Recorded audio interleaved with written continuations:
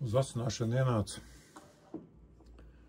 šāds egas mazīts. Tā, laikam, jā, caur tā paudzi. Jā, nu, it kā nekas sevišķi, bet kāds īpašnieks teica, viņš ir gadu nogulējis zālē ārā apstākļos. Jā, nu, izskatās jau tāda savu veidu interesanti.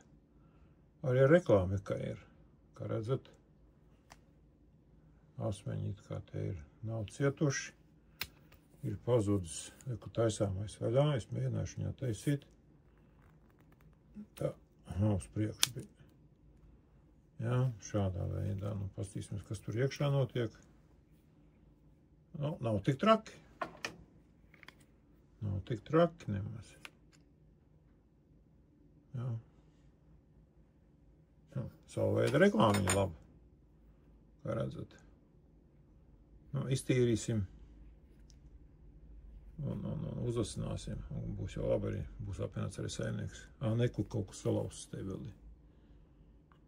Jā, bet nu nekas. Ir ciets bišķi. Tiksim šorgalā. Labi. Asināšu, tad atkal parādīšu.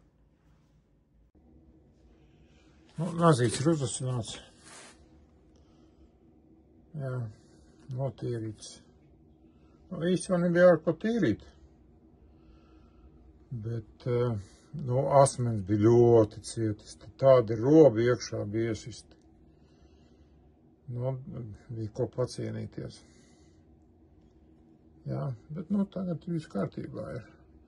Šeit tad te 2 mm skrūjti būs jāieliek, jā, lai viņam, lai šo te fiksatoru nepazaudātu, jo viņš iet ārā pa turieni. To gan vajadzēs ielikt iekšā, es pameklēšu vēl. Jā, bet no šobrīd tā tad, jā, kad skatāmies, jā, kā redzat, griež ļoti. Jā, viss notiekās. Jā. Tā, un otru pusīt arī uzasināju.